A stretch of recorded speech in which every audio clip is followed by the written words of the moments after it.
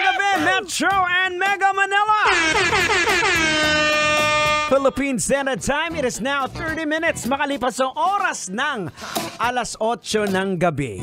Yes, mga kaibigan, it is a milestone for Manila Broadcasting Company as we reveal or unveil, of course, the milestone na nangyayari at nagaganap po. Hindi na po kami Manila Broadcasting Company. We are called MMG or MBC Media Group. Ay, sosyal! That's right, folks. We are not just radio anymore. We go digital, on air, online, and on ground. Nax! So, yun po ang sinasabi naming pagbabago for Manila Broadcasting Company.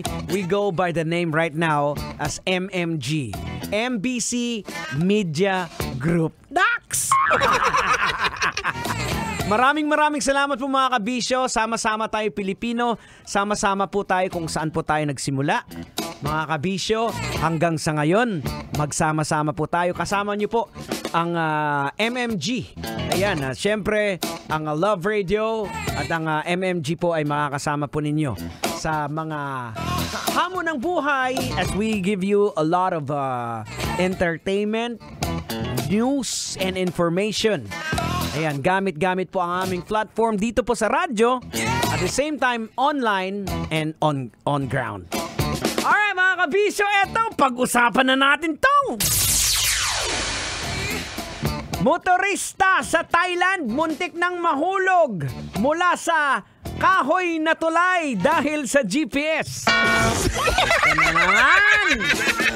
Sinunod daw ng babae ang instruction ng GPS na kailangan niyang dumaan sa Wiangthong Bridge na gawa pala sa kahoy.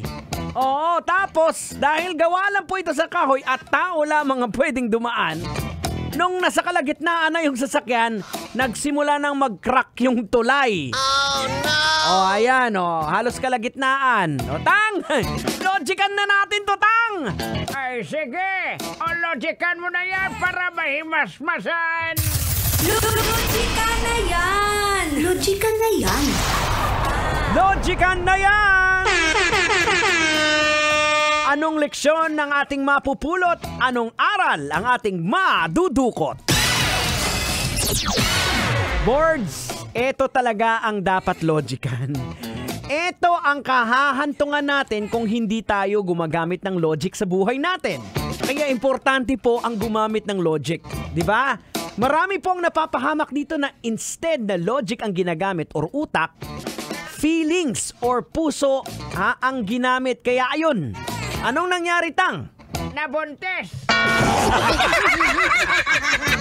Ragoy!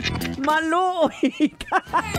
Ba't mga kabisyo But syempre kailangan pa rin nating alamin bakit may mga taong ganito mag-isip. There could be several reasons why someone might make the decision to cross a wooden bridge despite knowing it's not suitable for vehicles. Based po sa guidance ng GPS, unang-una dyan is we trust technology too much. Diba? May mga taong pinagkatiwala nila ang high level of trust in technology. Inassume po na ang GPS system will provide a accurate and safe directions. At isa pang dahilan, trusting GPS over intuition. May mga sitwasyon po kung saan ang ilang individual ay mas pinaniniwalaan pa o trust pa sa GPS kumpara sa kanilang intuition or common sense. Maluoy ka. Diba? Parang si auntie, tiwalang-tiwala sa'yo, angkol na loyal ka. Ayun pala, nagkinarat ka ng babae ka. Aragoy! Maluoy ka.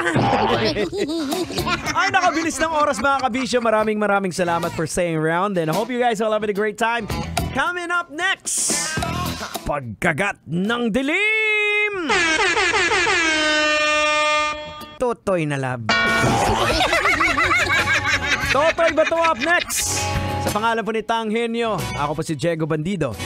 Keep it locked in right here on Metro's #1 This is 90.7 Love Radio under MBC Media Group.